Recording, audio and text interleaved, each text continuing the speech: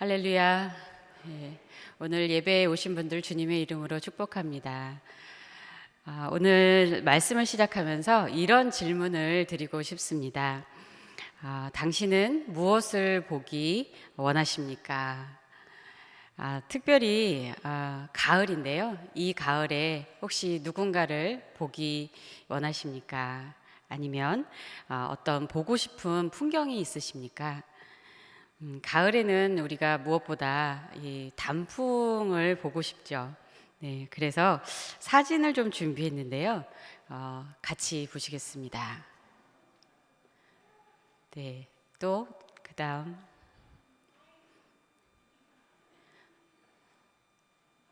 네, 너무 예쁘죠. 네, 이 가을에 또 하나님 만드신 또 자연을 또 누리시는 그런 시간도 내시면 좋을 것 같습니다.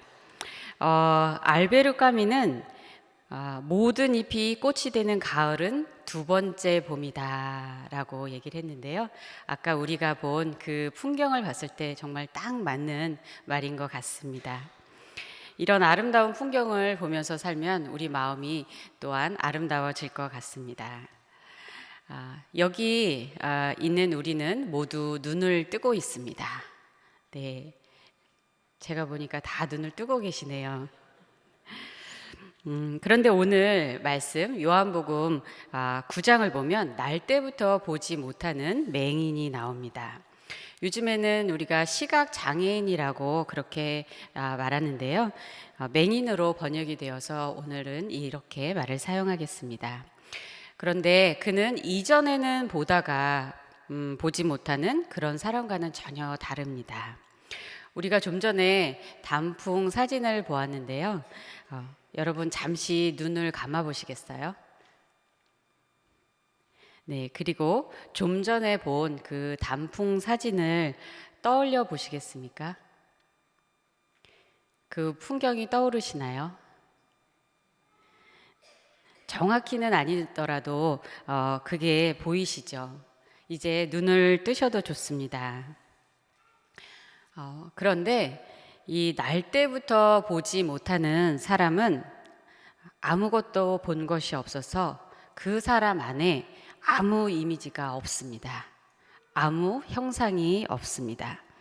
그 마크 베터슨이 쓴 무덤에서 나오라라는 책에서 보면 날 때부터 맹인된 사람은 우리와 같은 단어들을 가지고 있지만 그 단어들에 해당하는 이미지는 하나도 갖고 있지 못하다. 그의 사진 앨범은 텅 비어 있다. 처음부터 눈을 떠본 적이 없다면 당신의 마음에 그저 공백만 있을 뿐이다 라고 그를 묘사합니다. 그런데 생각해 보면 우리도 눈을 뜨고 있다고 해서 모든 것을 다 보는 것은 아닙니다.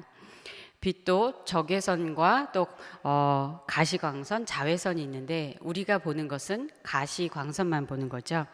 또한 우리 눈이 실제로 이렇게 보일 수 있는 각도는 좌우로는 180도라고 합니다. 그래서 우리는 앉아있을 때 뒤를 볼 수가 없죠. 네, 그리고 또 상하로는 135도라고 합니다. 그래서 위아래가 잘 안 보여서 머리를 위에 부딪히거나 또는 발에 무언가 걸려서 넘어지기도 합니다. 저는 특히 이렇게 머리를 좀 잘 부딪히는 경향이 있습니다. 그럴 때 보면 머리에 눈이 있으면 좋겠다 이런 생각도 해보게 되는데요. 또한 아주 작은 세계, 마이크로 세계는 우리가 현미경이나 마이크로 그 로봇을 통해서 또 보고요. 또 저 멀리 있는 매크로 세계라고 하죠. 그것은 천체 망원경을 통해서 봅니다. 그런데 그것도 아직 한계가 많이 있습니다. 또한 우리가 어떤 관점으로 또 보느냐에 따라서 내가 아는 것만 보고 또 놓치는 것들도 많이 있고 같은 것을 보아도 다르게 봅니다. 그런데 우리에게는 이렇게 신체적인 눈뿐만 아니라 영적인 눈이 있습니다. 천재 물리학자이며 또 반사 망원경을 직접 만든 아이작 뉴턴은 이런 말을 했습니다. 나는 망원경을 통하여 수백만 마일 떨어진 저 먼 우주 공간을 바라볼 수 있다. 그러나 내가 망원경을 놓고 내 방에 들어가서 문을 닫고 무릎을 꿇어 기도할 때면 나는 훨씬 더 하늘을 볼 수 있고 하나님에게 더 가까이 갈 수 있다. 오늘 우리 요한복음의 6번째 표적 사건을 함께 보는데요. 이 사건을 통해서 우리는 예수님이 어떤 분이신지 더 알아가기 원합니다. 본문의 시작을 보면 예수님이 길을 가시다가 날 때부터 맹인된 사람을 보셨습니다. 제자들이 그를 보고 예수님께 묻습니다. 이 사람이 맹인으로 난 것이 누구의 죄로 인함이니까? 그의 부모니까? 그런데 예수님께서는 A입니까 B입니까? 이런 질문에 전혀 다른 관점의 대답을 하십니다. 이 사람이나 그 부모의 죄로 인한 것이 아니라 그에게서 하나님이 하시는 일을 나타내고자 하심이라. 여러분, 이 말씀을 들으니 하나님이 이 사람을 통해서 나타내실 일이 무엇일까? 그것이 기대가 되지 않습니까? 예수님은 앞서 요한복음 8장에서 그 초막절에 예루살렘에 올라가서 나는 세상의 빛이다 라고 선포하셨습니다. 그리고 나서 바리새인들과 긴 논쟁을 하셨고요. 그리고 이 9장에서 바로 예수님이 빛이시라는 그 의미를 표적 사건을 통해서 보여주십니다. 오늘은 이 9장 전체를 통해서 우리가 만나는 예수님이 어떤 분이신지, 그리고 우리에게 정말로 보여주기 원하시는 것은 무엇인지 말씀을 통해 나눠보겠습니다. 첫 번째, 예수님은 빛을 창조하신 하나님입니다. 우리가 본다는 것은 사실 그냥 눈을 뜬다고 볼 수 있는 게 아닙니다. 그 과정을 보면 우리 눈, 그 망막에 비친 이미지가 우리 안에 있는 그 시신경을 통해서 또 시각 피질에 전달되어 어떤 이미지인지 파악되는 그런 시냅스의 연결과 그 역할이 매우 중요하다고 합니다.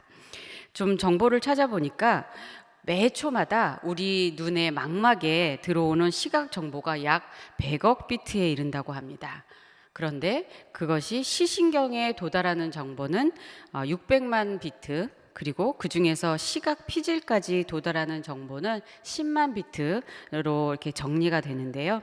이 시각 피질에 있는 시냅스는 수십억 개가 된다고 합니다.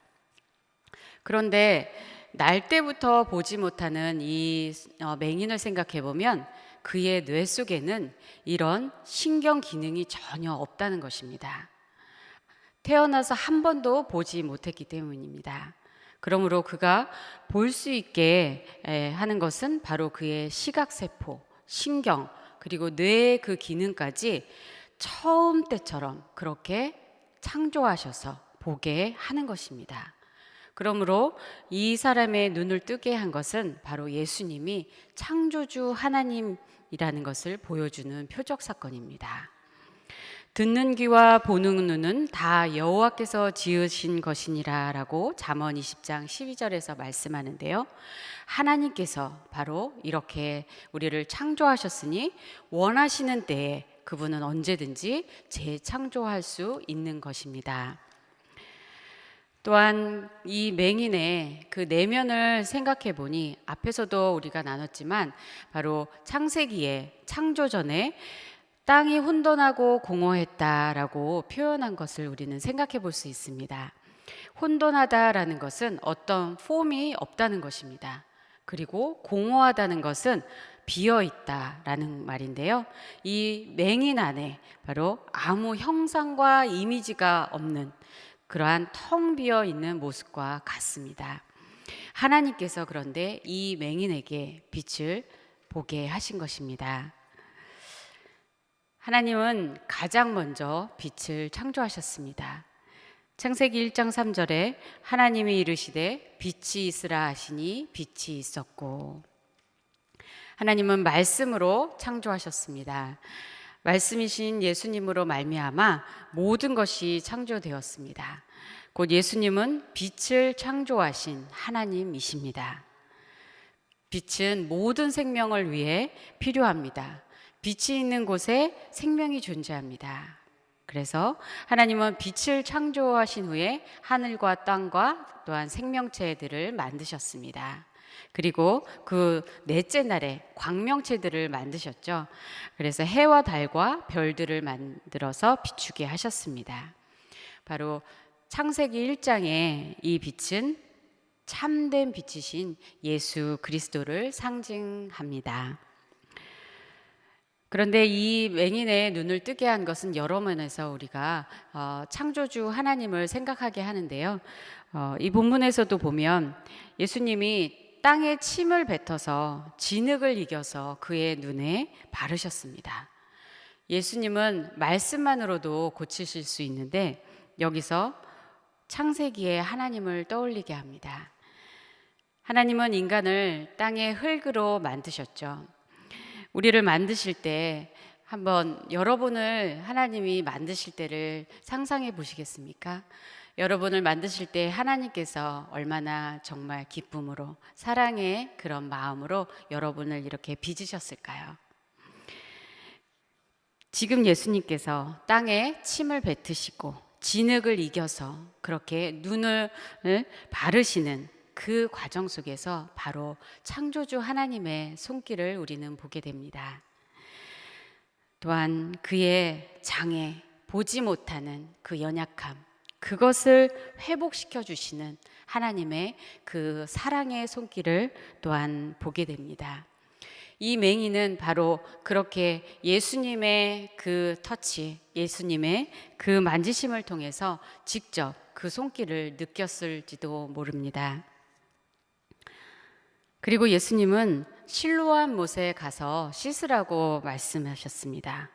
왜 실로암 못까지 가라고 하셨을까요? 우리는 거기서 실로암까지의 거리가 얼마나 되는지 또 어떻게 그곳까지 갔을지 모릅니다. 그런데 아무튼 그 맹인이 그렇게 걸어가는 것은 매우 어려운 발걸음이었을 것입니다. 결단이 필요하고 용기가 필요했을 것입니다. 그리고 사람들이 아마 그를 보고 있었을 것입니다. 그런데 그는 바로 예수님에게서 들었던 말, 그에게서 하나님이 하시는 일을 나타내고자 하심이라 라는 그 말씀에 소망을 가졌을 것입니다. 그리고 걷는 가운데, 그 발걸음 가운데 믿음이 더해졌을 것입니다. 기적은 주님이 일으키시지만 말씀을 따라 순종하는 것은 우리가 해야 할 일인 것입니다. 실로암은 우리가 말씀에서 보았듯이 보냄을 받았다라는 뜻입니다. 실로암은 예루살렘에서 남동쪽으로 가장 낮은 곳에 있습니다. 그래서 실로암 물로 눈을 씻기 위해서는 그렇게 낮은 곳으로 가야 합니다. 그리고 그곳에 무릎을 꿇고 바닥에 엎드려 그 물을 떠서 씻어야 했을 것입니다. 그 낮은 곳으로 주님이 보내셨습니다.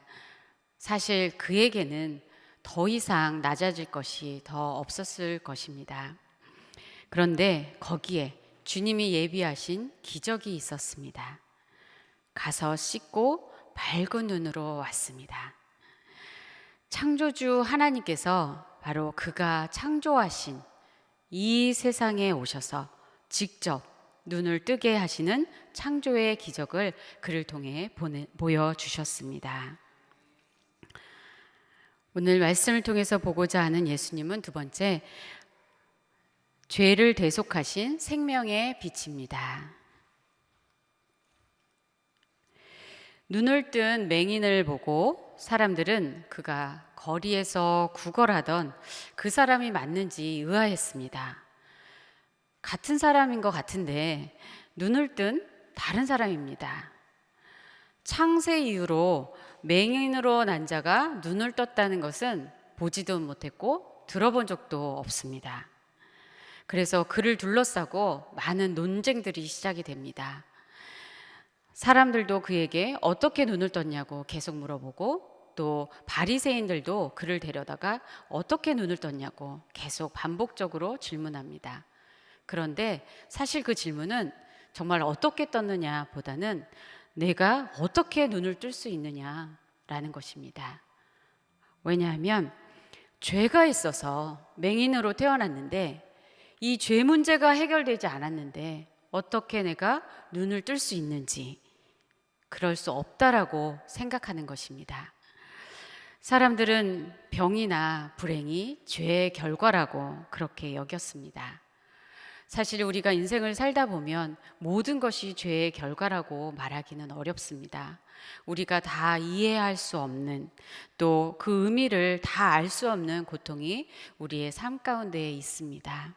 특별히 장애와 관련돼서는 우리가 하나님의 어떤 계획하심을 함부로 말할 수가 없습니다. 그런데 바리사인들은 이 사람이 눈을 뜬 후에도 34절 말씀 보면 너는 온전히 죄 가운데서 났다라고 그를 정죄했습니다. 그리고 더 나아가 그들은 예수님을 향해서도 죄인이라고 단정지었습니다. 예수님이 진흙을 이겨서 눈을 뜨게 하신 것이 바로 안식일이니 안식일을 범한 죄인이라는 것입니다. 죄인이 이런 표적을 행할 수 없으므로 오늘 본문의 18절을 보면 유대인들이 그가 맹인으로 있다가 보게 된 것을 믿지 아니하였다라고 말합니다. 눈에 보이는 그 명백한 그 기적도 믿지 않는 것입니다. 여기서 우리는 죄를 지적하기는 하지만 죄를 해결하지 못하는 사람들의 모습을 봅니다. 죄를 서로 떠넘기기만 하는 것입니다. 내 죄가 크다. 아니다. 네 죄가 크다. 이것은 내 죄 때문이다. 아니다. 이것은 내 죄 때문이다. 그러나 예수님은 죄 문제를 해결하시기 위해 우리 가운데 오셨습니다. 우리 죄를 대속하시기 위해 오셨습니다. 사실 생각해 보면 우리가 어떤 모습으로 태어났든지 간에, 우리가 장애가 있던 또 장애가 있지 않던 우리는 사실 모두 죄 가운데 태어났습니다. 원죄의 결과 사람은 하나님의 형상을 잃어버렸습니다.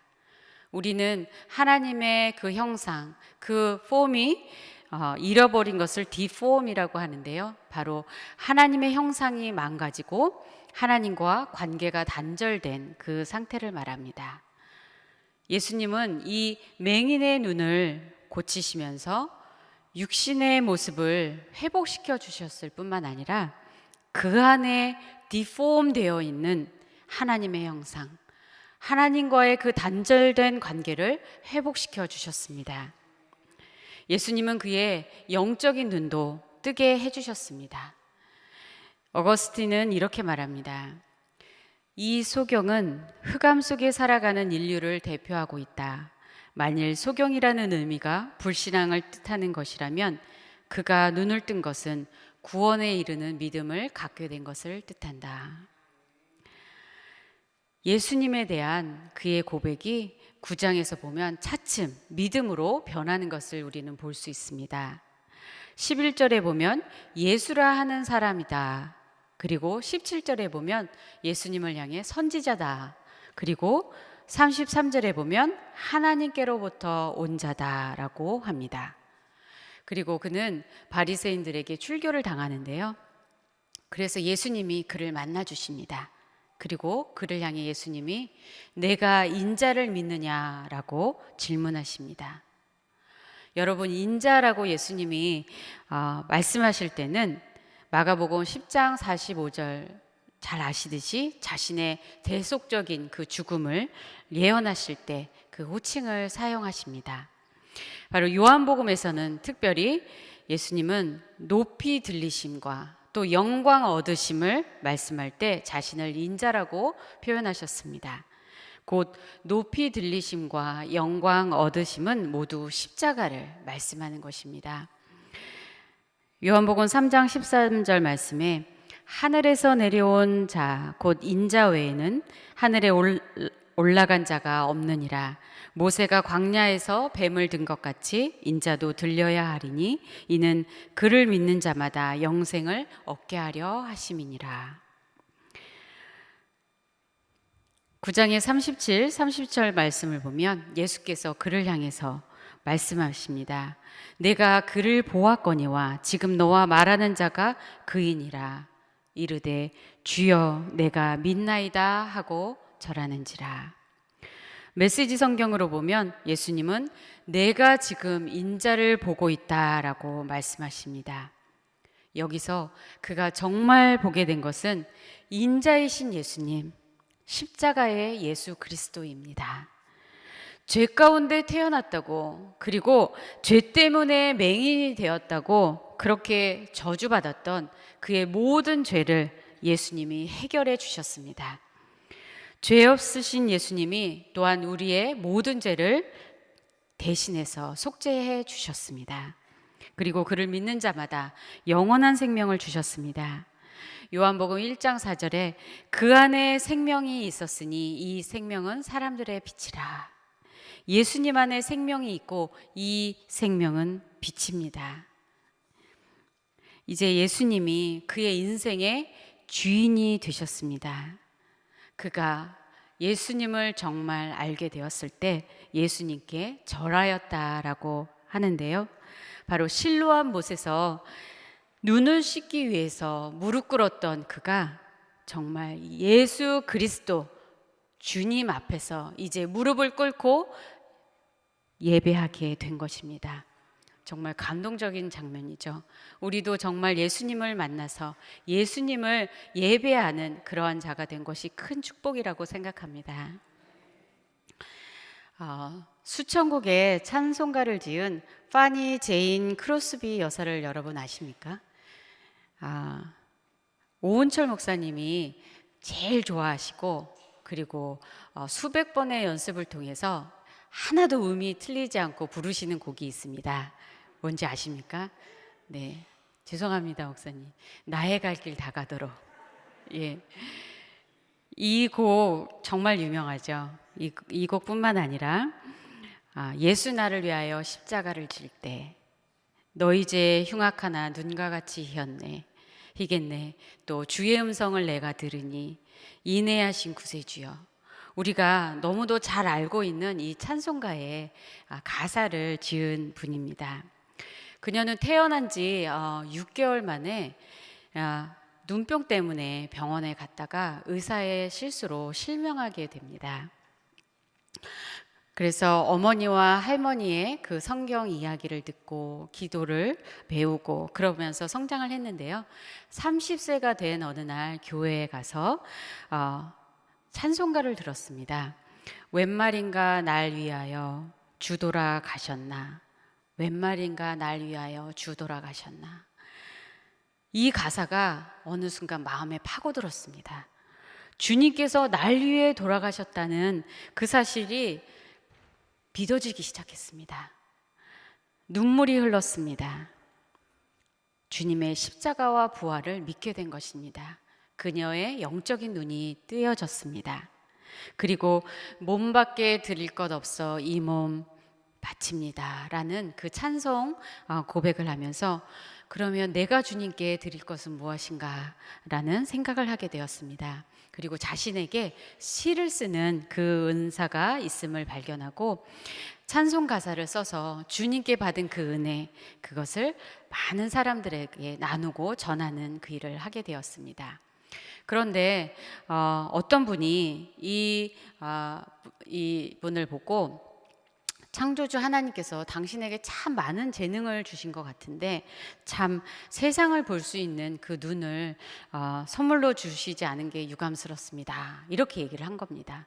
꼭 이렇게 얘기하시는 분들이 가끔 있으시죠? 네. 그런데 그녀는 이렇게 대답했습니다. 제가 태어날 때 하나님께 기도를 할 수 있었다면 저는 맹인으로 태어나게 해달라는 기도를 했을 것입니다. 왜냐하면 제가 천국에 이를 때 눈을 뜨고 제일 먼저 볼 얼굴이 예수님의 얼굴이기 때문입니다. 그녀가 쓴 예수로 나의 구주 삼고 찬송의 가사를 보겠습니다. 1절 3절 보면은요, 예수를 나의 구주 삼고 성령과 피로써 거듭나니 이 세상에서 내 영혼이 하늘의 영광 누리도다. 주 안의 기쁨 누림으로 마음의 풍랑이 잔잔하니 세상과 나는 간 곳 없고 구속한 주만 보이도다. 그녀는 육신의 눈으로는 보이지 않아도 날마다 구주를 보면서 사는 분이었습니다. 여러분도 주님을 보기 원하는 그런 간절함이 있으신가요? 주님께서 우리의 영적인 눈을 열어주셔서 주님을 참으로 만나는 그런 은혜가 있기를 소원합니다. 또한 우리 모두 연약함이나 부족함이나 고통들이 있습니다. 그런데 이 모든 것이 하나님의 섭리 속에 있음을 우리가 믿고 이것을 통해 주님께서 하실 일을 기대하고 기도하기를 소원합니다. 세 번째, 예수님은 어둠을 밝히는 세상의 빛입니다. 맹인의 눈을 뜨게 하는 것은 바로 다가올 메시아 그리스도의 징표임을 이사야 선지자가 예언하였습니다.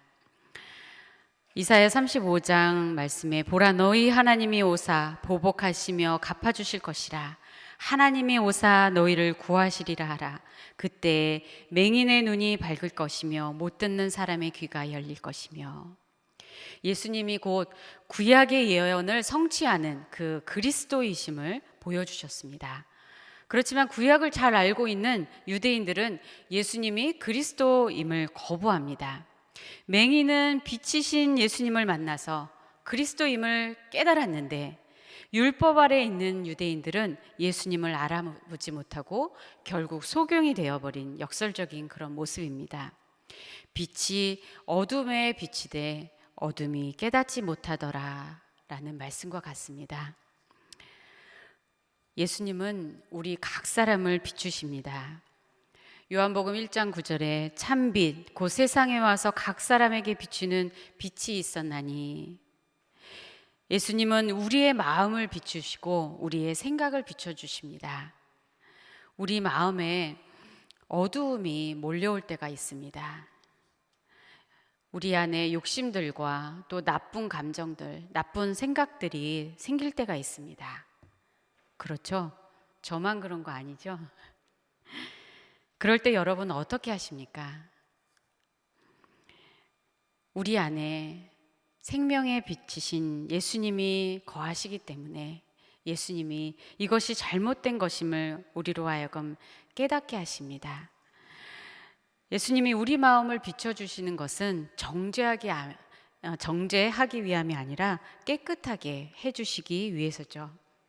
그러므로 주님 앞에 나갈 때마다 우리 마음의 거룩함이 회복되는 은혜가 있는 줄 믿습니다. 또한 예수님은 우리가 어떻게 살고 있는지를 비춰주십니다. 말씀을 가까이 할 때 깨닫게 해주십니다. 얼마 전에 그 마더와이즈 클래스를 종강하면서 간증을 나누는 시간을 가졌는데요. 한 자매는 남편이 정말 믿고 서운하고 결혼 생활에 어떤 불안감이 있었는데 하나님 말씀을 통해서 그것이 남편이 아닌 자신의 문제라는 것을 알게 되었다고 말했습니다. 철저하게 자신을 만지시는 하나님을 경험하면서 이제 남편을 위해서 진심으로 기도하기 시작했고 또 진짜로 존경하고 신뢰하는 그 법을 배우면서 이제 남편과 믿음의 대화를 나누기 시작했다고 그렇게 얘기했습니다. 또 어떤 자매님은 마더와이즈를 하면서 언제 열어본지 까마득한 먼지가 소복이 쌓인 성경책을 꺼내요. 이건 이 자매님의 표현입니다. 그렇게 꺼내서 성경을 공부하면서 자기는 남편에게나 또 아이들에게나 또 일을 하는 것이나 다 잘한다고 그렇게 생각하며 살았는데요. 말씀을 보면서 정말 많이 반성하고 많이 울기도 했다고 그렇게 나눴습니다. 자기만의 만족을 위해서도 가정에서 이기적인 그런 행동과 죄를 지었다는 것을 깨닫고 가족을 위해서 깊고 넓은 사랑을 담을 수 있는 그런 그릇이 되도록 기도해야겠다고 그렇게 얘기했습니다. 그리고 또 그 자매는요, 마더와이즈 하는 첫날에 기도 제목 중에 하나가 셋째를 임신하는 거였고, 또 남편이 일 때문에 주일 성수를 하지 못하는 것이었는데요. 그 제목을, 기도 제목을 내놓고 이 마더와이즈 하는 구주 안에 셋째 아이를 하나님께서 선물로 주셨습니다. 그리고 또 남편도 그 일이 잘 풀려서 같이 주일 성수를 하게 되었습니다. 그러면서 이제 말씀에 익숙해지면서 그동안 항상 가요 CD만 들었는데 이제 태교를 해야겠다고 가요 CD를 다 버리고 이제 찬양 CD를 샀다고 그렇게 얘기하고, 또 성경책을 또 가까이 하는 이 습관을 계속해야겠다고 생각해서 그 잠언을 매일매일 쓰는 그것을 새로 구입했다고 그렇게 얘기했습니다. 마더와이즈에서 9주 동안에 정말 매일매일 성경 공부를 하는 숙제가 있는데요.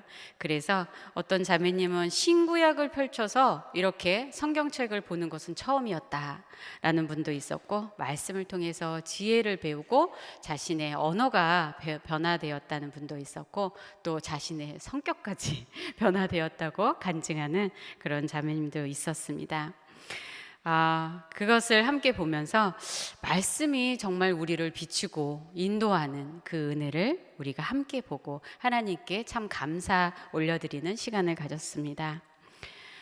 빛이신 주님은 이렇게 우리 각 사람을 비추며 또한 이 세상을 비추십니다. 여러분은 어둠이 좋으십니까? 빛이 좋으십니까? 빛이 좋으시죠? 네, 그것은 바로 우리가 벌써 빛의 자녀이기 때문입니다. 예수님은 나는 세상의 빛이니 나를 따르는 자는 어둠에 다니지 아니하고 생명의 빛을 얻으리라고 말씀하셨습니다. 어둠의 자식들은 어둠을 더 사랑합니다. 어둠에 속한 사람은 우리가 어둠의 자식이다라고 표현하고, 빛에 속한 사람은 빛의 자녀라고 표현하는데요. 좀 다르죠? 네. 그런데 그 어둠에 속한 사람들은 어두움과 무지 가운데 있어서 어둠이 어두움인 줄을 모릅니다. 어둠이 익숙한 거죠. 오히려 빛을 싫어합니다.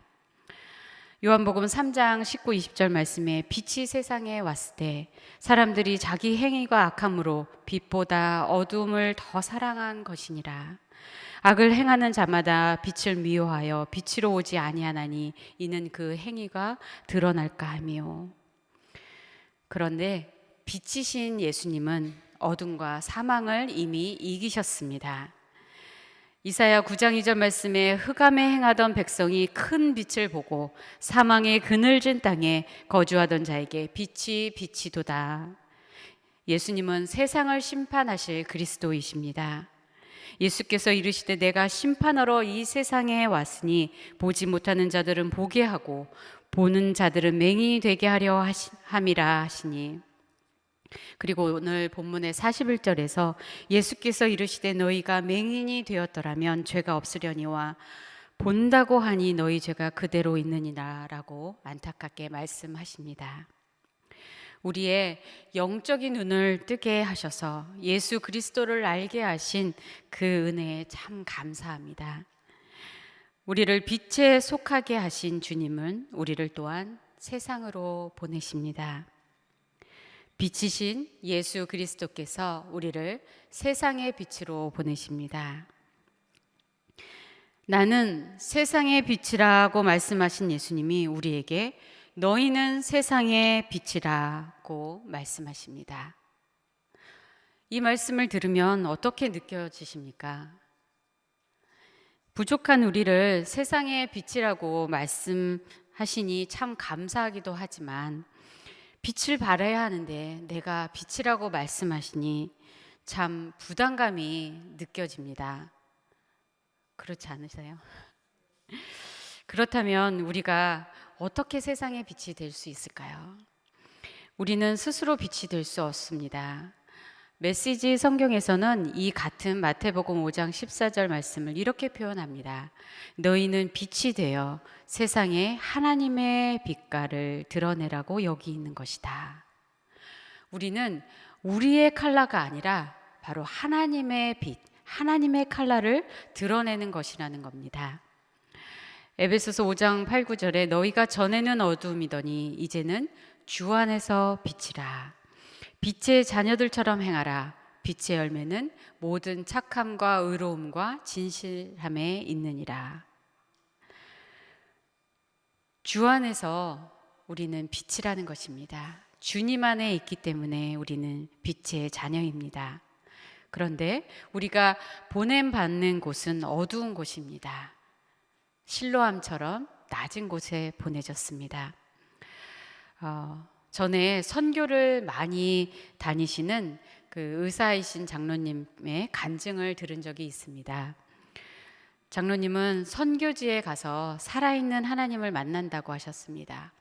여기서 매일 일하면서 작은 창을 통해서 보다가 선교지에 가서 하늘과 땅과 또 물과 이런 풀 하나, 그런 모든 것에서 하나님을 본다고 하셨습니다. 그런데 특별히 그 장로님은 어려운 나라들에, 그것도 재난이 있을 때, 그럴 때 짐을 싸서 많이 가시는데요. 여쭤보았더니 자신은 깜깜한 데 가야 조금 빛이 난다고 하셨습니다. 거기서 내가 반딧불 같은 존재라는 걸 깨닫는다고 하시는 겁니다. 선교지에 가면 사람들은 내가 무슨 교리를 말하는지 그것을 보는 것이 아니라 내가 어떤 마음으로 그들을 대하고 어떻게 하는지 나의 그 행동을 본다는 것입니다. 나에게 빛이 있는지. 그래서 하나님의 영광을 나타내는 것만이 바람이라고 말씀하셨는데 그분께 참 겸손함을 배울 수 있었습니다. 베드로전서 2장 9절 말씀에 그러나 너희는 택하신 족속이요 왕 같은 제사장들이요 거룩한 나라요 그의 소유가 된 백성이니 이는 너희를 어두운 데서 불러내어 그의 기이한 빛에 들어가게 하신 이의 아름다운 덕을 선포하게 하려 하심이라. 우리를 부르신 것은 그 놀라운 기이한 빛, 바로 예수 그리스도의 아름다운 덕을 알리기 위함입니다.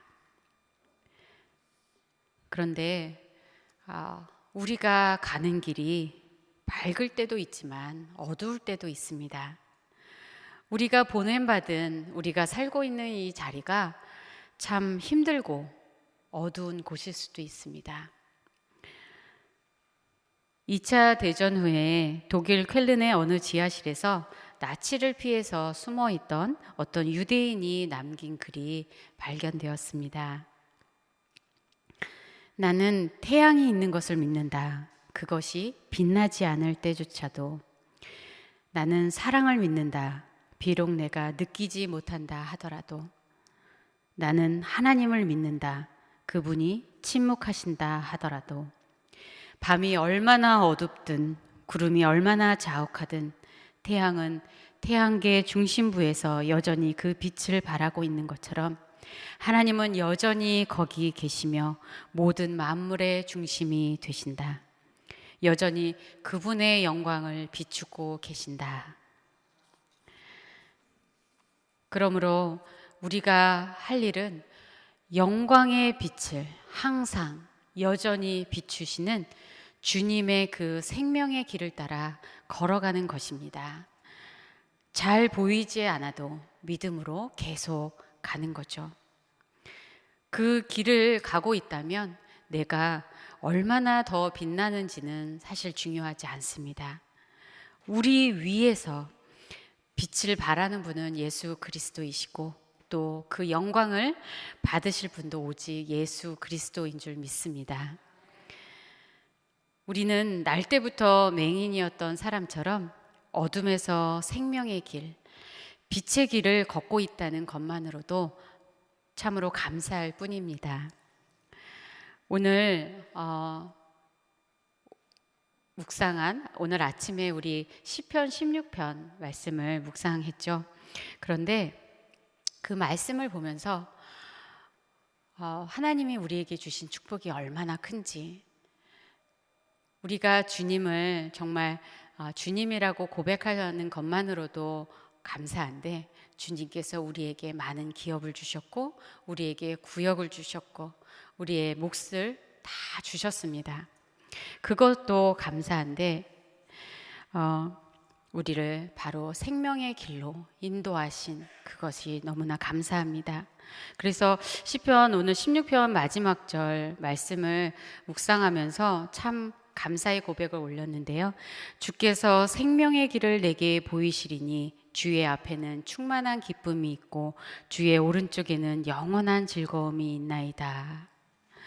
이 고백처럼 빛에 속한 우리에게 바로 기쁨과 즐거움이 있는 것.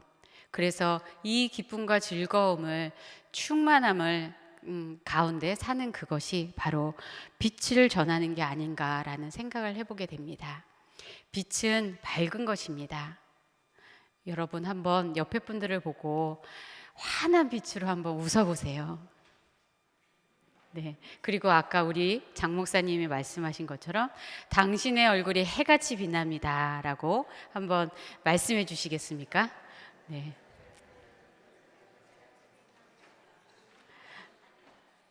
네, 이 모습으로 우리가 세상에 나가서 주님의 빛을 발하기를 원합니다. 주님을 항상 내 앞에 모심으로 흔들리지 않으며 또 세상에 빛을 전하는 사명을 그렇게 기쁘게 감당하는 우리 모두가 되기를 소원하며 축복합니다. 기도하겠습니다. 우리의 빛 되신 주님, 우리는 죄 가운데 어둠 가운데 있었는데 우리에게 참 빛으로 찾아오셔서 우리의 눈을 뜨게 하여 주심에 감사합니다. 영원한 생명의 빛이신 주님 안에 거하는 은혜를 주심에 참으로 감사합니다. 또한 주님께서 항상 우리와 함께 하시며 우리 마음과 또 우리 삶을 비춰주셔서 거룩하게 하시고 주님의 말씀대로 살아가도록 인도해 주셔서 감사합니다. 주님, 빛의 자녀된 우리의 삶에 주님의 기쁨이 늘 충만하게 하시고 세상에 주님의 빛을 전하는 그 사명을 감당하며 주님께 영광 올려드리는 우리 모두가 되도록 인도하여 주시옵소서. 감사하며 예수님의 이름으로 기도합니다. 아멘.